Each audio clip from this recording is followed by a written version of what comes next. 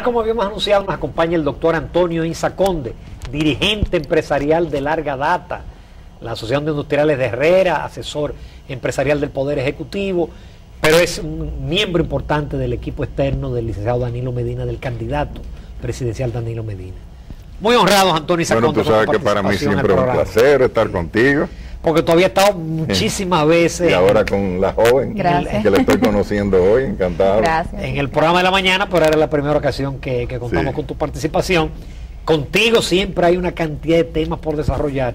Pero no me perdonarían algunos amigos, porque tú hiciste una propuesta en un programa la semana pasada sumamente interesante, que parece que la sintieron muchos empresarios pequeños y medianos, que es el tema del atraso que tienen en el pago de impuestos. Tú propones una especie de amnistía fiscal. Mira, ese es un problema serio. La gente no se da cuenta de la magnitud que tiene ese problema.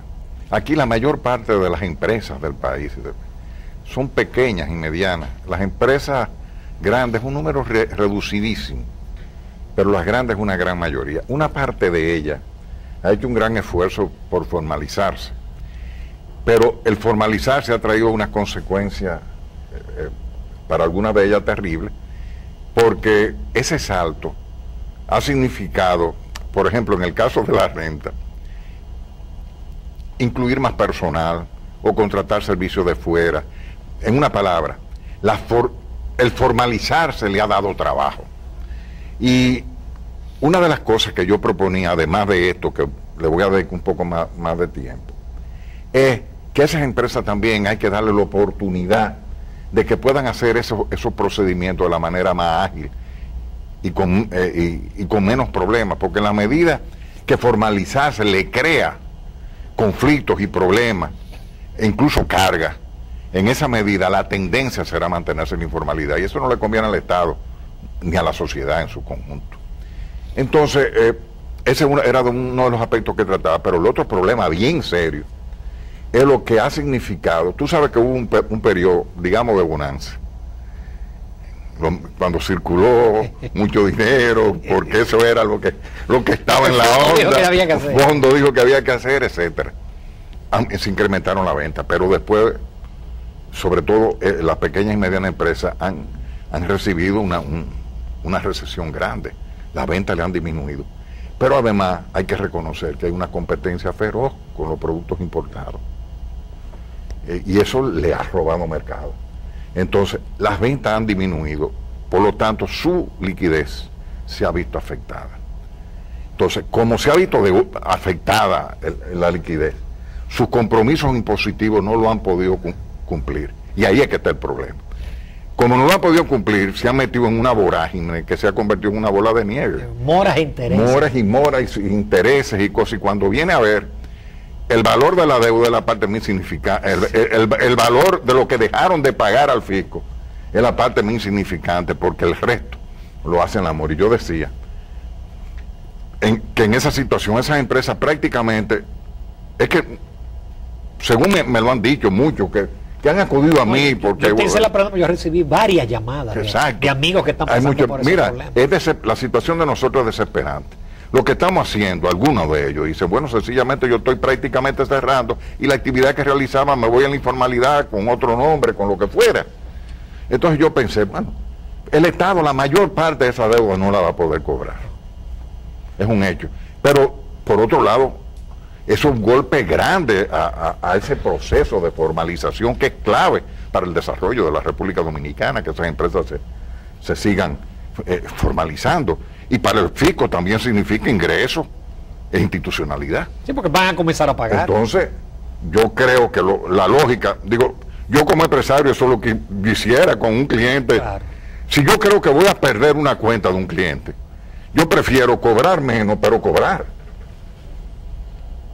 Y mantener el cliente, porque quién sabe el negocio que en el futuro... Por eso es que los bancos reestructuran las deudas. Claro, el cliente va a representar. Entonces, mi propuesta va en ese sentido, de que, primero, y yo lo hago con mucha propiedad, porque soy de los que respeta mucho el trabajo que está haciendo la Dirección General de Impuestos Internos, y lo digo con mucha propiedad, analicen el monto de esas deudas. Analicen también si es posible cobrar o qué parte de ellas se podría cobrar y pongan como otra contrapartida que le den la posibilidad de que paguen perdonándole las moras y los intereses. Yo estoy seguro que eso va a ser clave. Si a esas empresas se le da facilidades para que paguen la deuda, lo van a hacer. Pero hay otra cosa, hay otras empresas que son pequeñas en general, que yo voy más lejos. Creo que a esas hay que dar una amnistía fiscal. Son esas empresas que no venden más de 30 millones de pesos al año, que en este país ya esas son empresas medianas y pequeñas, las más pequeñas. Entonces, yo creo que una amnistía fiscal garantizaría que esas empresas se mantengan en la formalidad. Eso significaría un gran ingreso para el fisco y resolverían, y resolverían un problema no solamente económico, sino social en la República Dominicana. Hay miles de empresas en esa situación, pero vuelvo y digo, eso yo estoy, en este caso, tocando de oído por todo lo que estoy recibiendo de afuera de esos empresarios. Pero yo estoy seguro... No lo recibe. Todos tenemos muchos amigos con dificultades impositivas y no quieren cerrar su negocio y quieren mantenerse en la forma. Pero la Dirección de Impuestos Internos puede hacer un análisis de lo que eso podría representar. Y creo que si lo analiza, estoy seguro que va a apoyar esta propuesta que yo he hecho. Porque el objetivo es no solamente beneficiar a la pequeña y mediana empresa, sino al Estado, que necesita en este momento de tantos requerimientos de ingresos fiscales por los déficits que hay. O sea, que yo entendí que era una buena propuesta, por eso lo hice. Uno a veces, como tiene tantos años en estas cosas, ve que se podría sensibilizar una parte del gobierno por un lado, pero otros, las asociaciones empresariales, algunas reaccionaron.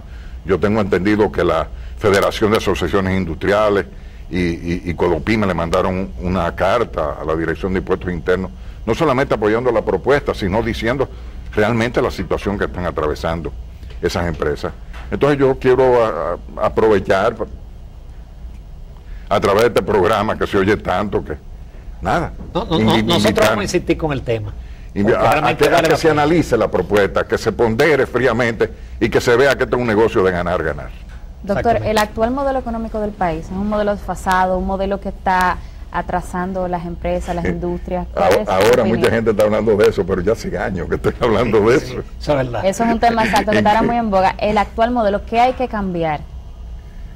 Bueno, ya estamos cansados porque de oír qué es lo que hay que hacer. Todo el mundo dice, mira, ¿cuál es el problema? Pero nadie le entra. Ahora es Danilo que está hablando en serio de entrarle al problema. ¿Cuál es el problema? Que este es un modelo excluyente. Un modelo que tiende a la concentración de la riqueza en un polo, pero eso limita también. O sea, cuando hay un crecimiento armónico en toda la sociedad, en todos los estamentos sociales, hay un efecto de sinergia, un poder multiplicador, que no solamente lo que tienen poco ingresa más, sino lo que ingresan mucho también se multiplican sus ingresos. Pero en esta sociedad como la tenemos ahora, una sociedad totalmente excluyente, y tú ves que los ingresos se están concentrando en determinados polos y son casualmente polos que no generan mucho empleo. Entonces tú ves como la manufactura, la industria, el empleo está congelado de hace años. Tú ves el desempleo en general en la República Dominicana, que aunque ha tenido bajas y altas, pero se ha mantenido siempre en un 14%. Pero lo peor es que hay más de 100.000 jóvenes que ingresan al mercado de trabajo que no tienen oportunidades.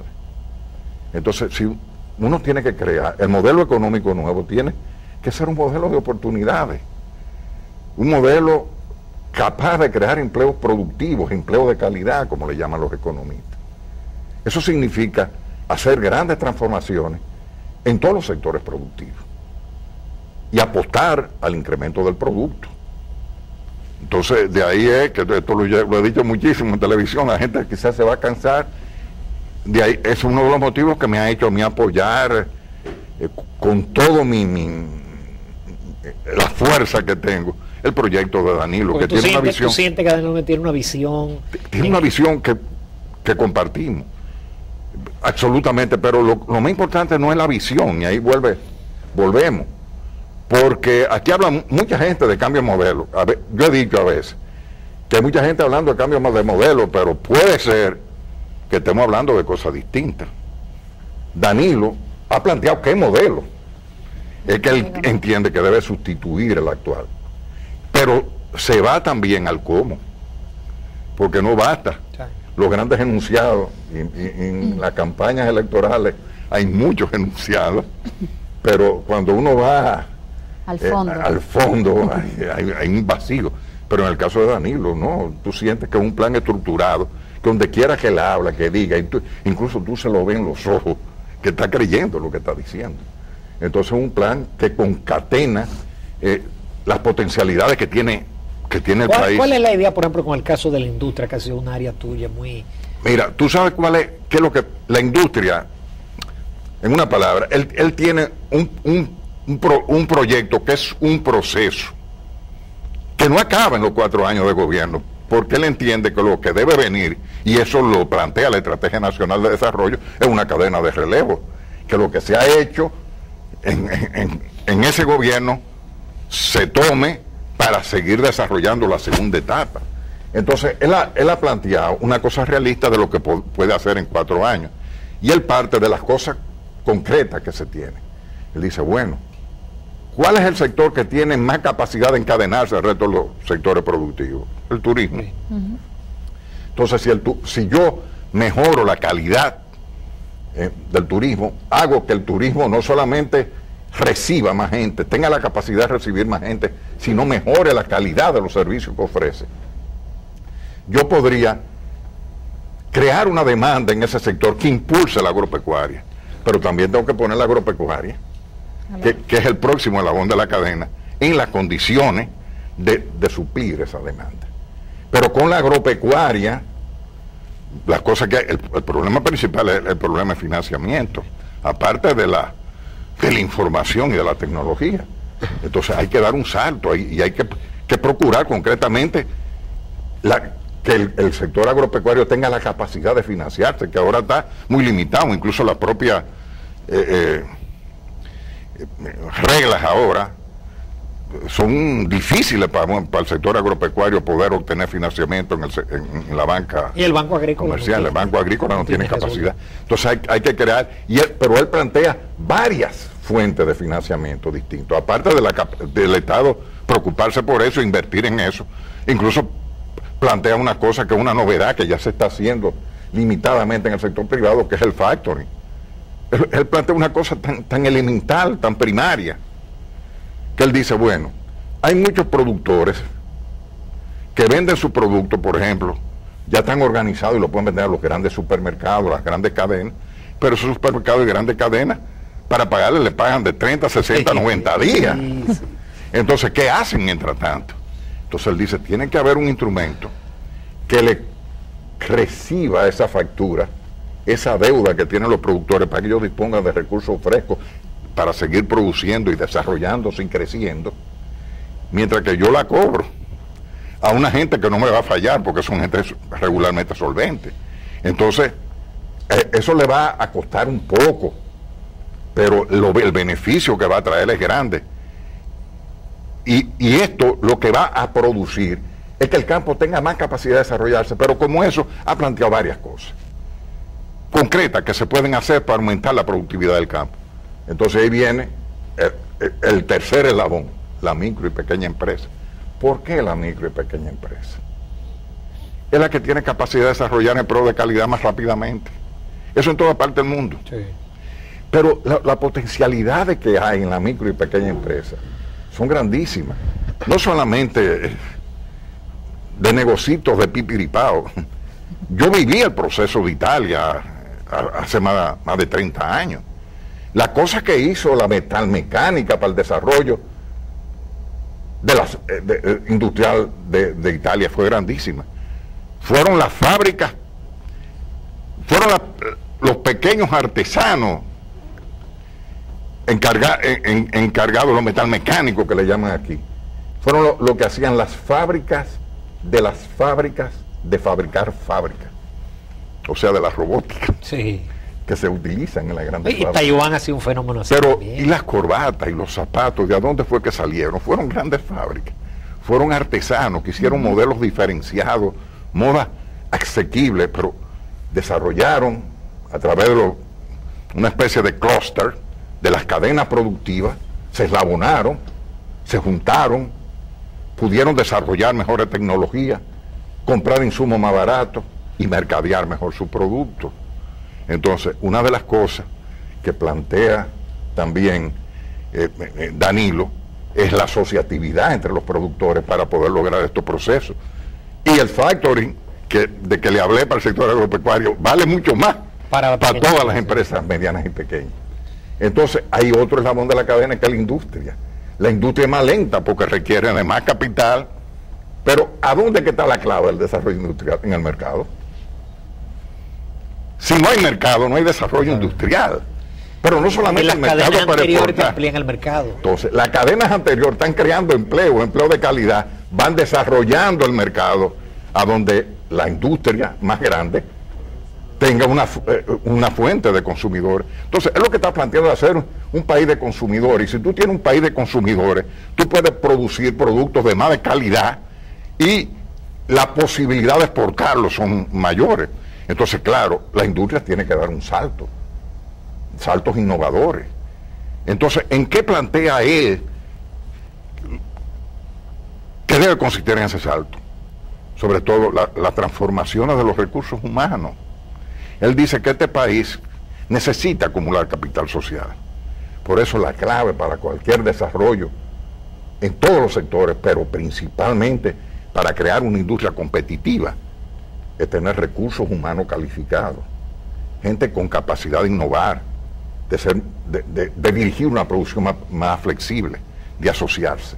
Eso plantea niveles de educación y niveles de salud mayores. ¿Eso se va a conseguir en 4 años? No.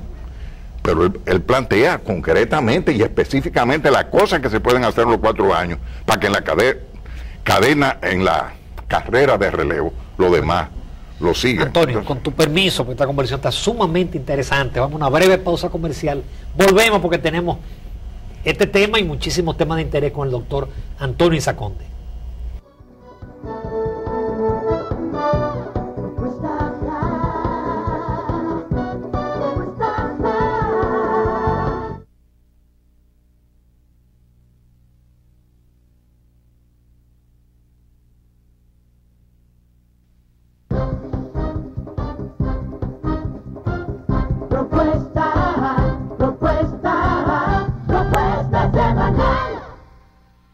Continuamos conversando con el doctor Antonio Insaconde, que no necesita mucho preámbulo y presentación, es empresario, es industrial y ahora está apoyando al candidato a la presidencia Danilo Medina en el sector externo. En el segmento anterior conversábamos qué hay que cambiar del actual modelo económico, lo que es la parte de turismo, lo que es todo ese sector, pero qué hay que hacer en la parte institucional.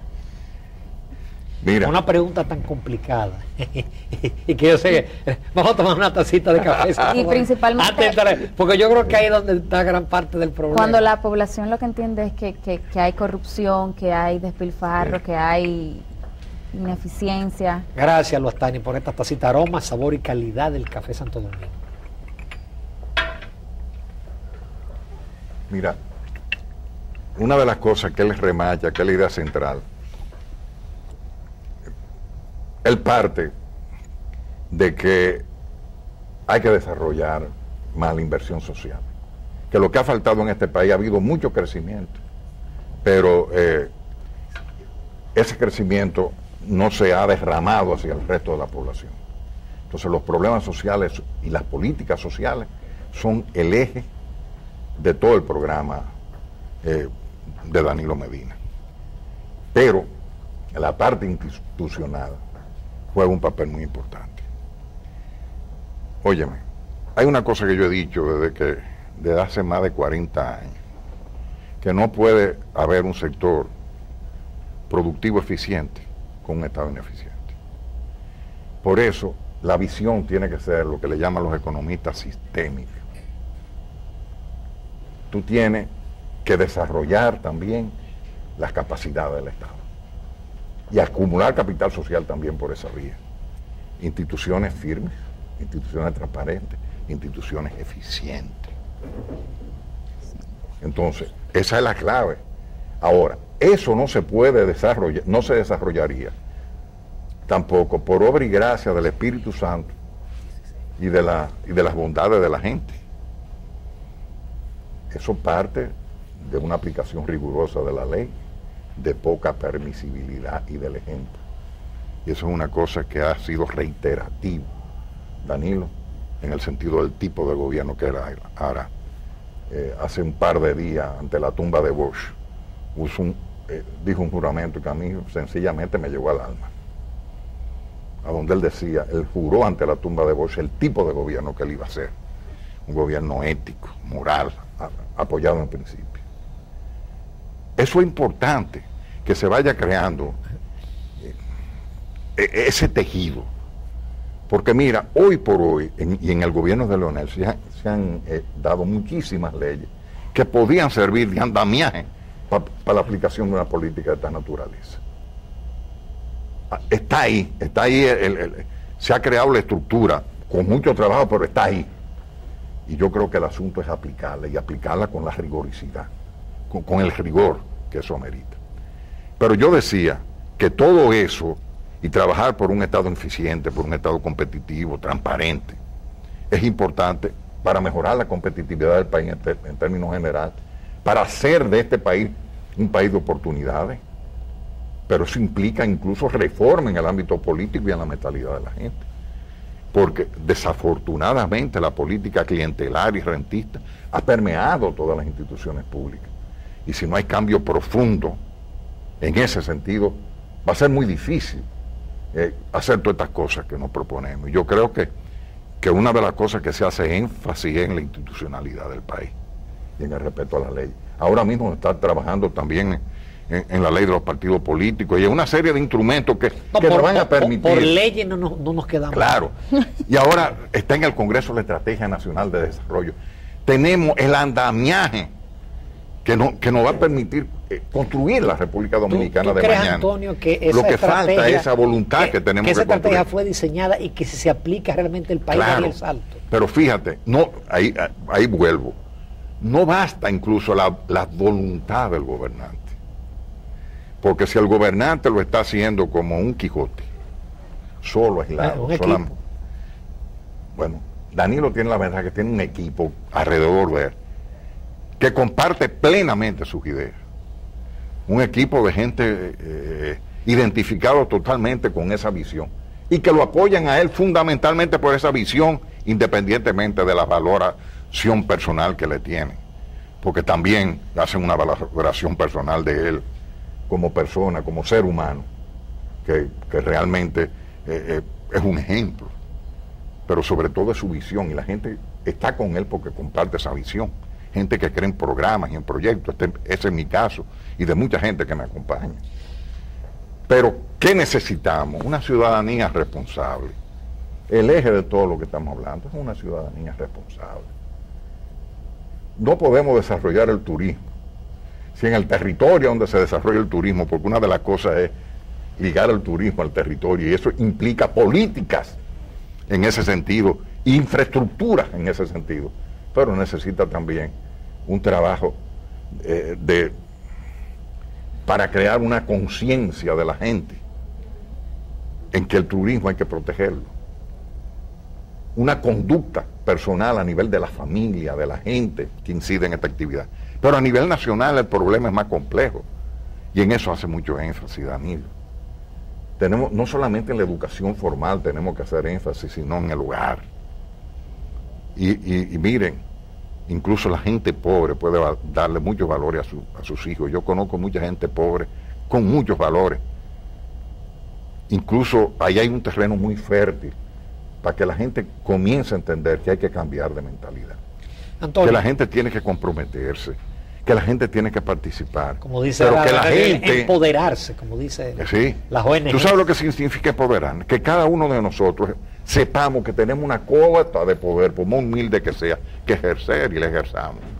Si nosotros no somos capaces de vigilar a nuestros gobernantes y empujar y apoyar a nuestros gobernantes en las cosas positivas que están haciendo, nunca avanzaremos como sociedad.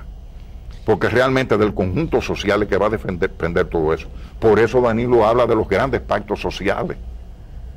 El pacto social es clave, a donde se comprometa todos los partidos políticos del gobierno, de la oposición, pero que se comprometa la sociedad civil, la gente, las organizaciones, con una visión de país. La Estrategia Nacional de Desarrollo nos va a ayudar muchísimo a eso, muchísimo.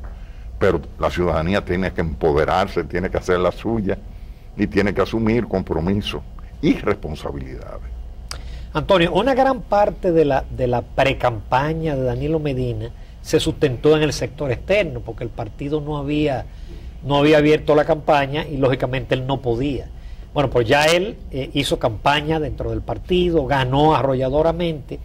¿Cómo va a ser ahora el acomodamiento, la integración a las estructuras del partido de ese sector externo? Bueno, yo creo que es una cosa de lógica elemental. Ya se ganaron las elecciones internas. ¿Cuál es la que hay que ganar? La de afuera. Claro. Entonces, el problema es sumar gente. Pero sumar gente no para que vaya a votar. Y eso lo enlazo con lo que estaba diciendo anteriormente. Sumar gente para que se vayan identificando con este proyecto. Porque ahora no estamos jugando no solamente unas elecciones, sino un proyecto nacional. Si logramos que la gente entienda que apoyando a Danilo está impulsando un proyecto nacional de trascendencia en la vida del pueblo dominicano, un proyecto que puede ser definitorio de lo que vaya a ocurrir en la República Dominicana. Si la gente más consciente, capaz de empoderarse de eso y hacer que muchos otros se vayan empoderando, no solamente vamos a ganar unas elecciones, sino vamos a construir un país mejor. Y si no y tenemos que ver la cosa así. Por eso el trabajo que se haga desde el partido y del sector externo tiene que ser con una visión mayor que la visión simplemente clientelar. El problema no está en solo atraer votos para las elecciones. Eso es muy importante, hay que ganar las elecciones. Pero lo que hay que ganar partidarios para este proyecto. Gente que lo asuma, gente que lo entienda, gente que sea capaz de pelear por él. Que después que vote, entonces participe. También participe. Y apoye. Y obligue al compromiso. Eso es lo que yo aspiro. Y en eso están trabajando mucha gente que cree en eso. Y esa es la visión de Danilo. Danilo sabe que los problemas de este país no lo va a resolver un hombre, un grupo de hombres, un partido, sino la acción solidaria y consciente de la mayoría de los dominicanos. Por eso es que aboga por pactos sociales. Si no hay un pacto social en la República Dominicana que involucre incluso a los partidos de oposición, y que eso, en función de una visión del país, de objetivos claros, definidos, difícilmente progresemos. ¿Y qué nos va a facilitar eso? La Estrategia Nacional de Desarrollo. Por eso es que ese programa de Danilo se fundamenta básicamente en aspectos que tienen que ver con la estrategia. Y él ha diseñado su proyecto, claro, con sus propias ideas. Porque incluso Temo, cuando propiciaba la estrategia, decía, miren, para que los partidos políticos no se asustaran, aunque este es un proyecto a 20 años, dense en cuenta que es una autopista que tiene 4 vías. Vamos para allá, pero cada cual coge la vía que quiera, cada cual le pone... Y eso está estructurado para que cada gobierno le ponga su sazón. Pero que haya continuidad. Pero que haya continuidad de las políticas públicas. Si no hay continuidad en las políticas públicas, el país va a seguir el derrotero que sigue. ¿Y cuál es lo malo de este derrotero? Porque se han hecho muchas cosas buenas. La falta de continuidad de las políticas públicas. Señora, aquí cambian un ministro y hay un cambio de política increíble. No importa el partido que esté arriba. Entonces, lo que dice Danilo no debiera ser solamente para Danilo, que es el candidato del partido en el poder, sino eso lo debieran asumir todos los partidos. Continuar lo que está bien, mejorar lo que está mal y hacer lo que nunca se hizo. Eso se llama institucionalidad. Así es que se construyen las sociedades, los países, los proyectos. Si en este país no existe esa visión y no tenemos una visión compartida y pensamos de esa manera, difícilmente vamos a salir de todos estos problemas. Y la delincuencia, que no está arropando la delincuencia, pero es una consecuencia de todo esto. el recabrajamiento del tejido social dominicano y todos los males que tiene la sociedad dominicana de hoy es consecuencia de la inequidad. La inequidad es más mala que la pobreza. Si en el país ha bajado la pobreza, sí, pero se ha incrementado la inequidad. Y eso lo estamos viviendo en las calles. Danilo dice, y vuelvo a Danilo, que esos jóvenes, esos 100.000 jóvenes que ingresan al mercado de trabajo, que no tienen posibilidad de estudiar y que tampoco consiguen empleo, son invisibles. Y la única manera de hacerse visible es con la delincuencia. Es verdad. Esa es la realidad. Entonces, si queremos combatir la delincuencia y tener barrios seguros, lo que hay que ir al fondo. El problema es económico, pero también el problema es social, que no hemos enfrentado la problemática social dominicana de la manera que demanda. Entonces, eso es lo que hay de malo que tenemos que arreglar.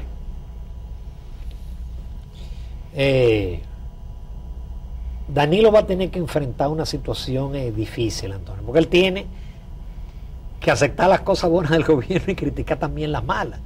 Enfrentar a un candidato con un discurso populista, con un discurso atractivo, si se quiere, y que en el momento actual, o de acuerdo a las encuestas de hace 2 meses, estábamos muy bien posicionados. Claro, Danilo Medina era precandidato, se estaba midiendo un precandidato con un candidato. Entonces, realmente la batalla va a ser dura, Antonio.